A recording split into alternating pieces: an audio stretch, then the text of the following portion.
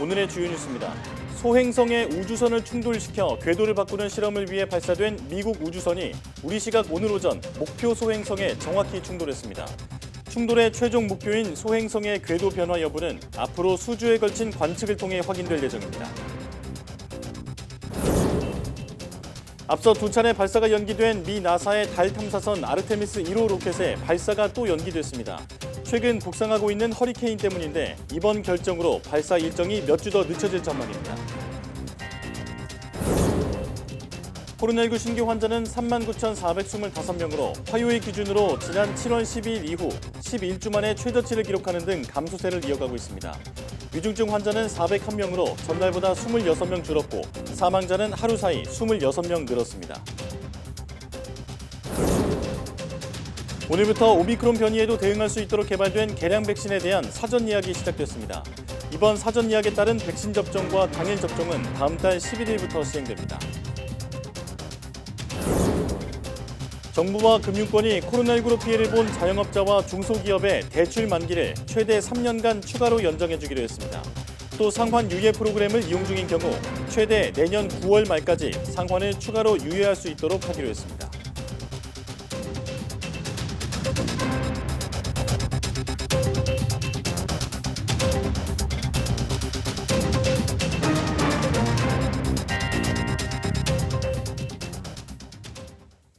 여러분 안녕하십니까? 9월 27일 사이언스 투데이입니다. 지구 충돌 코스의 소행성에 우주선을 충돌시켜 궤도를 바꾸는 실험을 위해 발사된 미국 우주선이 지구 약 1,100만 킬로미터 밖 심우주에서 목표 소행성 디모르포스와 정확히 충돌했습니다. 미국 항공우주국 나사는 쌍소행성 궤도 수정 실험 우주선이 우리 시각 오늘 오전 8시 14분 운동 충격체가 돼 시속 22,000km로 디모르포스에 충돌하는 데 성공했다고 밝혔습니다. 목표 소행성인 디모르포스의 지름은 160m입니다. 나사는 충돌 1시간 전부터 유튜브 TV 등을 통해 우주선이 충돌 직전까지 전송해온 이미지를 실시간으로 공개하며 충돌 과정을 생중계했습니다. 쌍소행성 궤도 수정 실험 우주선의 충돌 결과로 디모르포스의 궤도가 바뀌었는지는 앞으로 수주에 걸쳐 지상과 우주 망원경 등을 관측을 통해 확인될 예정입니다. 인류가 소행성 충돌로부터 지구를 방어하기 위한 전략을 실제 소행성을 대상으로 실험한 것은 이번이 처음으로 지구 방어 전략이 실험실을 떠나 현실화하는 계기가 될 전망입니다. 기체 결함으로 두 차례 발사가 미뤄진 미국 나사의 달 탐사선 아르테미스 1호 로켓이 허리케인 북상으로 발사대에서 조립동으로 옮겨집니다. 나사는 미국 플로리다주 케네디 우주센터 발사대에 세워진 아르테미스 1호를 로켓과 우주선 시스템 보호를 위해 조립동으로 옮겨 보관하기로 했다고 밝혔습니다. 나사는 최근 허리케인 이언 북상에 따라 3차 발사 시도를 취소했으며 허리케인 강풍으로 로켓에 피해를 줄 수 있는 점 등을 고려해 조립동 이동 여부를 검토해왔습니다. 아르테미스 1호 로켓을 6.4km 떨어진 조립동으로 옮기는 데만 10시간가량 걸리며 로켓의 조립동 이동이 결정됨에 따라 발사 일정은 더 늦춰질 전망입니다. 오늘 0시 기준 코로나19 신규 환자는 어제보다 2만 5천여 명 많은 3만 9,425명으로 집계됐습니다. 일주일 전보다 8,400여 명 줄었고 2주 전보다는 1만 7천여 명 감소해 화요일 기준으로 11주 만에 최저치입니다. 신규 환자 중 국내 발생은 3만 9,117명, 해외 유입은 308명입니다. 위중증 환자는 401명으로 나흘 연속 400명대를 유지했습니다. 사망자는 26명으로 누적 사망자는 2만 8,272명, 치명률은 0.11%입니다. 코로나19 오미크론 변이에도 대응할 수 있는 개량 백신 접종을 위한 사전 예약이 오늘부터 시작됐습니다. 코로나19 예방접종 대응추진단은 코로나19 초기에 유행한 바이러스와 오미크론 변이에 모두 대응할 수 있도록 개발된 이가 백신에 대한 사전 예약을 오늘부터 받는다고 밝혔습니다. 사전 예약에 따른 예약 접종과 당일 접종은 다음 달 11일부터 시행됩니다. 방역당국은 모더나 개량 백신이 임상시험에서 기존 백신보다 초기 코로나19 바이러스의 1.22배, BA1에는 1.75배 더 높게 바이러스를 무력화하는 능력을 보이며 효과성을 입증했다고 설명했습니다. 또 지금 국내 우세종인 BA5 변이에 대해서도 기존 백신과 비교해 1.69배 높게 바이러스를 무력화하는 능력을 보였다고 덧붙였습니다. 코로나19 경영난으로 금융지원을 받은 중소기업과 소상공인에 대해 대출 만기가 3년 연장되고 상환은 최대 1년간 유예됩니다. 코로나 충격에서 회복하던 중 고물가와 고금리 악재로 또다시 어려움에 처한 영세 사업자들을 돕기 위한 조치입니다. 보도에 박홍구 기자입니다. 코로나 피해가 장기화하면서 소상공인 등에 대한 대출 만기 연장과 상환 유예는 지난 2020년부터 6개월 단위로 4차례나 연장돼 왔습니다. 그 사이 코로나19 방역 조치가 해제돼 영업이 정상화하던 중 복병을 만났습니다. 5%대 물가 상승이 이어지고 금리와 환율이 급등해 생산 여건이 악화하고 있는 것입니다. 금융당국은 애초 예정대로 이번 달 말에 만기 연장과 상환 유예를 중단할 경우 영세 사업자들이 대거 연체에 빠질 우려가 크다고 진단했습니다. 이에 따라 현재 대출 만기 연장을 이용 중인 53만 4천 명에 대해 최대 3년간 추가로 만기를 연장해 주기로 했습니다. 또 상환 유예 프로그램을 이용 중인 3만 8천 명은 2023년 9월 말까지 상환 유예가 가능해집니다. 이 같은 조치는 다음 달 4일부터 새 출발 기금을 통해 지원되며 대출자 상황에 따라 금리 조정도 받을 수 있습니다. 금융당국은 이번 조치는 이전 임시 조치의 단순 연장이 아닌 연착륙에 초점을 맞췄다고 강조했습니다.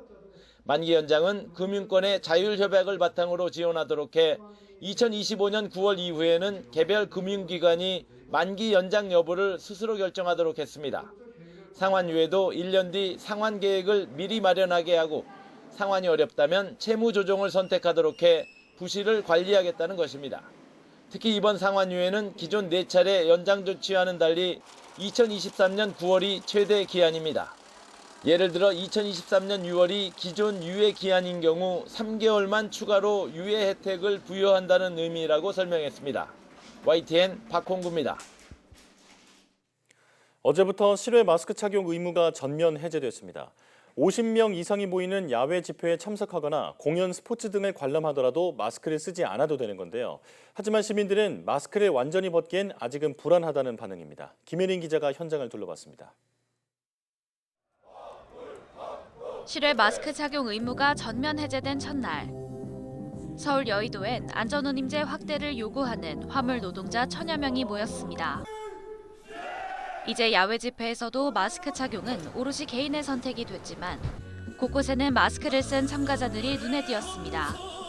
불안한 것도 있고 이제 습관화가 돼 있어요. 안 차면은 남들이 보는 시선, 따가운 시선이 부담스러워요. 그래서 저는 앞으로 끝날 때까지 찰 겁니다. 행인들이 오가는 도심 거리도 마스크 착용 의무가 사라지기 전과 크게 다르지 않은 모습입니다. 뜨거운 날씨에 마스크를 벗은 시민들도 있었지만 아직은 마스크 착용이 익숙하다는 반응입니다. 아무래도 계속 마스크 착용을 하고 있었고 또 풀린다고 해서 이제 누군가 시작을 해줘야 이게 다 같이 하게 되는 거니까. 실외 마스크 착용 의무가 전면 해제된 건 1년 5개월 만입니다. 50인 이상이 모이는 야외 행사, 경기 등에선 마스크를 써야 한다는 지침도 완전히 사라졌습니다. 이제 완전한 일상 회복까지는 실내 마스크 착용 의무 해제만 남은 상황.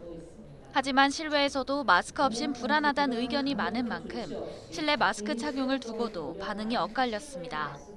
코로나라는 바이러스에 대한 경각심이나 어떤 위험성에 대해서 경계하는 게 좀 높은 것 같아요. 그래서 그런 것도 고려했을 때는 실내까지는 좀 무리지 않나 아직은. 아니 한번 대화도 하고 또 음식도 먹어야 되고 커피도 마시려면 이거를 꼈다가 뺐다가 하기로는 좀 그러니까. 필요에 따라서 원하는 사람들은 선택적으로 낄 수 있으니까 법적으로는 더 이상 제재하지 않았으면 좋겠어요. 방역당국은 겨울철 재유행 가능성을 고려해 당분간 실내에선 마스크 착용 의무를 유지한다는 방침입니다.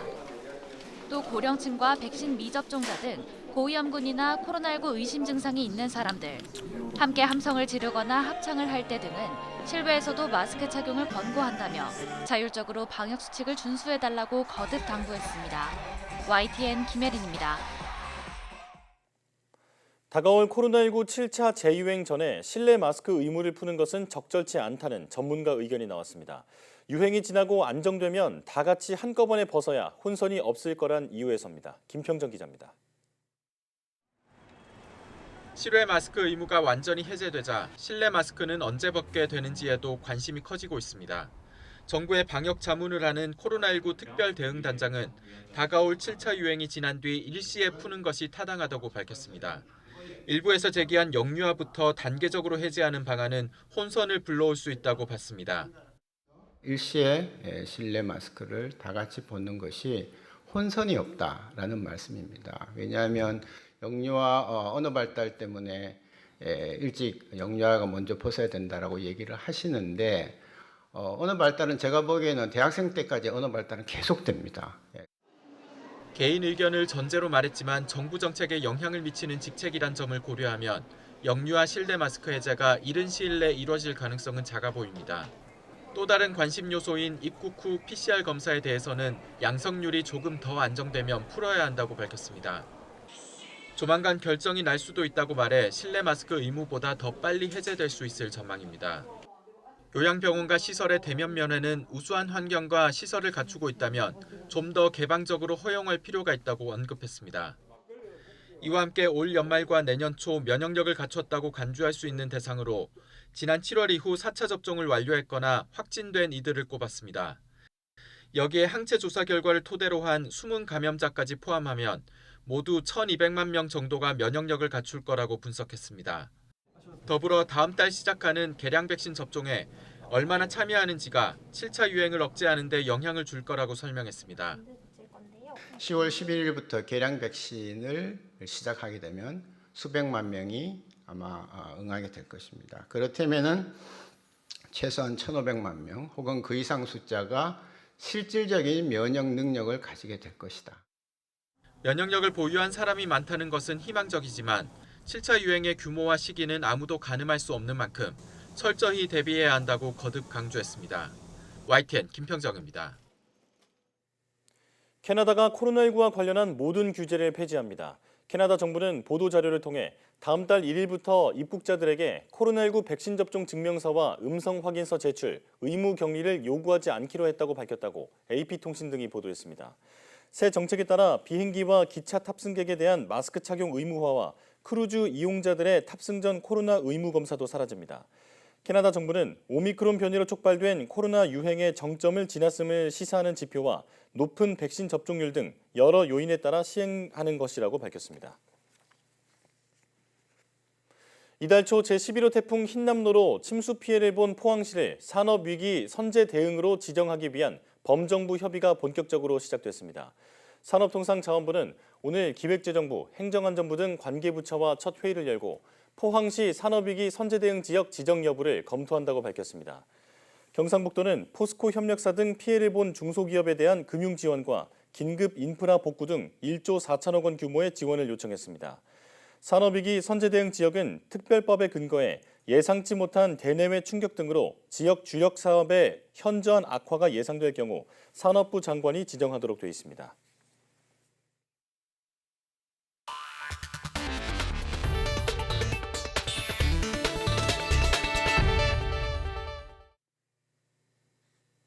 원달러 환율이 심리적 저지선인 1,400원을 돌파한 뒤로도 계속 치솟자 외환 당국이 본격적인 방어전에 돌입했습니다. 과거 위기 때와 비교하면 크게 걱정하지 않아도 된다는 분석이 나오지만 문제는 물가 상승입니다. 권남기 기자입니다. 폭주하는 환율에 정부는 최근 외환부유액에서 달러를 풀어 방어에 나섰습니다. 시장에선 수조 원치를 쓴 것으로 추정하고 있습니다. 별다른 효과가 없자 더 적극적인 대책을 내놨습니다. 기업들의 달러 매도 수요를 국책은행을 중심으로 적극적으로 소화하고 민간의 대외 자산을 국내로 유입시키는 방안을 검토하고 있습니다. 해외 투자를 위해 달러를 사들이는 국민연금과 통화스와프도 체결했습니다. 시장을 거치지 말고 한국은행에서 직접 빌려라. 교환해라. 그러면 외환시장의 수요가 줄겠죠. 외환당국은 지금의 환율 오름세를 너무 걱정할 필요는 없다고 강조합니다. 예전 위기 때와 달리 지금은 주요국 통화가 비슷하게 약세인 가운데 어느 정도 선방하고 있다는 겁니다. 다른 나라들이 다 비슷하게 움직이는데 우리도 그 과정에서 조금 더 과하다. 이거는 그렇게까지 걱정할 내용은 아니라고 봅니다. 또 시장의 불안을 해소하기 위해 미국과 통화스와프를 체결해야 한다는 의견에 대해서도 당장 필요한 건 아니라는 입장입니다. 지금 저희가 처한 입장에서는 이론적으로 지금 수합이 필요 없는 상황입니다. 다만 국민들이 너무 불안하기 때문에 수합을 받아오면 좋다는 것을 알고 있습니다. 하지만 부환율에 따른 수입 원자재가 부담은 더 커질 수밖에 없습니다. 곳곳에서 가격 인상을 자제하고 있지만 언제까지 버틸 수 있을지는 미지수입니다. 전기요금 인상을 더 이상 미룰 수가 없고 대용량 사업자들의 요금 인상이 불가피하다고 생각합니다. 고환율이 우리 경제의 가장 큰 악재로 떠올랐습니다. YTN 권남기입니다. 미국 연방준비제도의 고강도 긴축으로 인한 달러화의 초강세로 영국 파운드화가 역대 최저로 폭락하는 등 글로벌 금융시장이 요동치고 있습니다. 위안화와 엔화 역시 휘청거리면서 중국은 4년 만에, 일본은 24년 만에 외환시장에 개입해 총성 없는 각국의 환율 전쟁이 본격화됐습니다. 보도에 김상우 기자입니다. 트러스 신임 총리가 이끄는 영국 정부는 최근 50년 만에 최대 폭의 감세 정책을 통해 경제 성장을 유도하겠다는 포부를 밝혔습니다.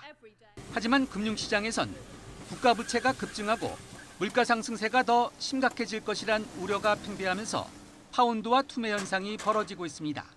파운드와의 미국 달러 대비 환율은 약 5% 떨어지며 한때 사상 최저인 1달러 수준으로 추락했습니다.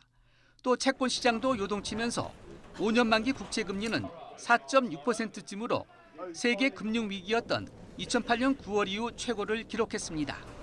Sterling is allowed to soften even more. Well, that just enhances our inflationary problem. Even if the Bank of England does announce these interest rate hikes, well, there's no guarantee that it will be successful in stabilizing the pound. 유로화도 달러 강세와 우크라이나 전쟁 여파로 달러 대비 환율이 0.95달러쯤으로 20년 만에 최저치를 경신하는 등 영국 등 유럽의 금융시장이 요동치고 있습니다. 아시아의 양대 경제대국인 일본과 중국의 엔화와 위안화의 가치도 마찬가지입니다. 거침없는 달러화의 강세로 속절없이 추락하는 자국통화 방어를 위해 일본은 24년 만에, 중국은 4년 만에 외환시장에 개입했습니다. 각국이 총성 없는 환율 전쟁에 본격 나선 가운데 뉴욕 증시는 미 연준의 고강도 긴축 여파로 S&P 500 지수가 연중 최저치를 기록하는 등 3대 지수 모두 급락했습니다. 블룸버그 통신은 미 달러화의 초강세로 1997년처럼 아시아 금융위기 재현 우려가 커지고 있다고 보도했습니다. 특히 한국의 원화가 필리핀의 페소와 더불어 아시아 각국 통화 중 가장 취약한 통화라고 지적했습니다. YTN 김상호입니다. 미국 달러화 강세의 영향으로 국제 기름값의 내림세가 이어지고 있습니다. 블룸버그 통신은 지난주 서부 텍사스산 원유 가격이 7% 넘게 내리면서 지난 1월 이후 가장 낮은 수준까지 떨어졌다고 보도했습니다. 특히 4주 연속으로 하락해 가장 오랜 기간 하락세를 보였습니다. 블룸버그 통신은 달러 강세가 해외 구매력을 떨어뜨리는 요인인데다 통화 긴축으로 원유 수요가 줄어들 거란 걱정도 한몫하고 있다고 전했습니다. 블룸버그 통신은 이 밖에 달러화 강세의 영향으로 중국 상하이 시장에서 주석과 구리 등 원자재 값도 내림세를 보인다고 보도했습니다. 경제협력개발기구 OECD도 내년 세계 경제 성장률을 낮춰잡으며 경기 침체 경고음을 냈습니다. 국제통화기금 IMF에 이어 내년 세계 경제 주름살이 더 깊어질 것으로 내다봤습니다. 이종수 기자입니다. OECD가 내년 세계 경제 성장률을 지난 6월 전망치 2.8%에서 2.2%로 0.6%포인트나 낮췄습니다. 러시아의 불법적인 우크라이나 침공으로 올해 세계 경제가 탄력을 잃었다면서 전쟁의 대가를 치르고 있다고 진단했습니다. Energy and food markets have been severely disrupted and confidence declined sharply. The world is paying a very heavy price for Russia's war of aggression against Ukraine. 유럽 중앙은행 총재는 석 달 전보다 1.3%포인트나 낮춰 0.3%로 잡은 OECD의 내년 유로존 성장률 전망치에 수긍했습니다. The economic consequences for the euro area have continued to unfold since we last met in June, and the outlook is darkening. OECD는 특히 유럽연합 경제를 이끄는 독일의 내년 경제 성장률 전망치를 러시아의 천연가스 공급 감축 등의 영향으로 마이너스 0.7%로 대폭 낮췄습니다. 주요 두 개 나라 미국과 중국의 내년 경제 성장률은 각각 0.7%포인트, 0.2%포인트 낮춰 0.5%, 4.7%를 기록할 것으로 예상했습니다. 전 세계 물가는 내년에도 오르겠지만 공급망 병목 현상 완화 등에 힘입어 올해보다 속도가 느려질 것으로 전망했습니다. 앞서 국제통화기금 IMF도 우크라전과 주요국 통화 긴축으로 지난 7월에 내년 세계 경제 성장률 전망치를 3.6%에서 2.9%로 대폭 하향하며 경기 회복이 지연될 것으로 예상했습니다. YTN 이종수입니다. 경제협력개발기구 OECD가 우리나라의 내년 경제 성장률 전망치도 내려잡았습니다. OECD는 어제 발표한 중간 경제 전망에서 한국의 내년 경제 성장률 전망치를 이전 2.5%에서 2.2%로 0.3%포인트 하향 조정했습니다. 내년 물가 상승률 전망치는 종전 3.8%에서 3.9%로 0.1%포인트 상향 조정됐는데 이는 정부와 한국은행의 전망치를 모두 웃도는 수준입니다. 코로나19와 우크라이나 사태가 추가로 악화하지 않는다는 전제에 따라 전망한 수치입니다. 금융당국이 중소기업의 고금리 부담을 덜어줄 안심 고정금리 특별대출을 출시합니다. 금융위원회는 중소기업에 낮은 금리로 고정금리 대출을 제공하는 6조 원 규모의 안심 고정금리 특별대출을 오는 30일부터 신청받는다고 밝혔습니다. 고정금리 대출의 적용금리를 변동금리 대출금리와 같은 수준까지 최대 1%포인트 감면해주며 만기는 운전자금은 3년, 시설자금은 5년입니다. 지원 대상은 모든 중소기업이며 산업은행과 기업은행, 전국 영업장을 통해 신청할 수 있습니다. 대우조선해양이 20년 넘는 매각 작업 끝에 새 주인을 맞이하게 됐습니다. 한화그룹이 인수 예정자로 선정된 건데요. 전체 매각 대금은 2조 원 규모로 측정됐습니다. 조태현 기자가 보도합니다. 대우그룹의 몰락과 함께 워크아웃에 들어간 대우조선해양. 2년 만인 2001년 옛 대우 계열사 가운데 가장 먼저 워크아웃을 졸업했고 이때부터 본격적인 매각 작업이 시작됐습니다. 2008년엔 한화그룹이 우선협상 대상자로 선정됐지만 대우조선을 그룹의 제조업 부분에 주력 업종으로 저희가 육성할 계획이고 최소한 저희 그룹 전체의 매출의 약 한 35% 정도를 차지할 수 있도록 저희가 육성할 계획입니다. 마침 불거진 글로벌 금융위기의 직격탄을 맞아 무산됐습니다. 지난 2019년에는 현대중공업그룹이 새 주인으로 낙점됐지만 반세기 전에 고 정주영 명예회장님께서 허허벌판인 미포만 백사장의 사장 한 장을 들고 우리나라 조선업을 개척하셨던 그 순간이 떠올랐습니다. 이번엔 유럽연합의 반대로 6개 나라에서 통과해야 하는 기업 결합 심사의 문턱을 넘지 못했습니다. 8개월 만에 다시 찾은 새 주인 후보는 돌고 돌아 한화그룹이었습니다. 한화그룹이 2조 원 규모의 유상증자를 통해 대우조선해양 지분 49.3%와 경영권을 인수하는 투자 합의서를 산업은행과 체결한 겁니다. 최종 거래가 끝나면 산업은행은 대우조선해양 경영권을 내려놓고 지분 28.2%를 가진 주주로 남게 됩니다. 이렇게 되면 2001년 워크아웃 졸업 후 현재까지 약 21년간 산업은행의 품에 있었던 대우조선해양이 민간 대주주를 맞이하게 되는 것입니다. 이번 매각은 인수 예정자를 정해둔 상태에서 경쟁 입찰을 벌이는 스토킹 호스 절차로 진행됩니다. 일단 산업은행은 다음 달 중순까지 입찰 의향서를 접수할 계획입니다. 한화그룹은 주력인 방위산업과 친환경 에너지 사업과의 시너지를 노리고 있습니다. 특히 군용 선박인 특수선 기술에 큰 기대를 걸고 있습니다. 지난해 1조 7천억 원의 영업 손실을 기록했고 올해 1분기 부채 비율이 547%에 달하는 대우조선. 인수가 마무리되면 조선업의 업황 개선과 맞물려 경영 효율화를 달성할 수 있을 것이란 전망이 나옵니다. YTN 조태현입니다.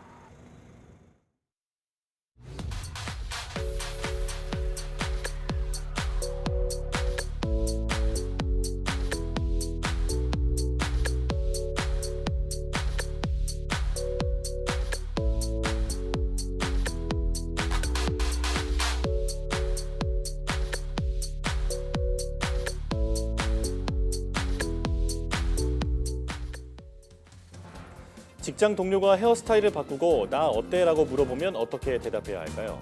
보통 상대방의 기분을 생각해서 잘 어울린다고 대답하는 경우가 많을 텐데요. 이렇게 선의에서 비롯된 거짓말, 이른바 하얀 거짓말은 원만한 대인관계를 만드는 데 도움이 되기도 하지만 과하면 오히려 진정성이 없는 사람으로 비칠 수 있다고 합니다. 오늘 오후 사이언스 투데이 한길 사람 소문에서는 하얀 거짓말을 하는 심리와 경계해야 할 점에 대해 자세히 알아보겠습니다. 많은 시청 바랍니다. 여러분 고맙습니다.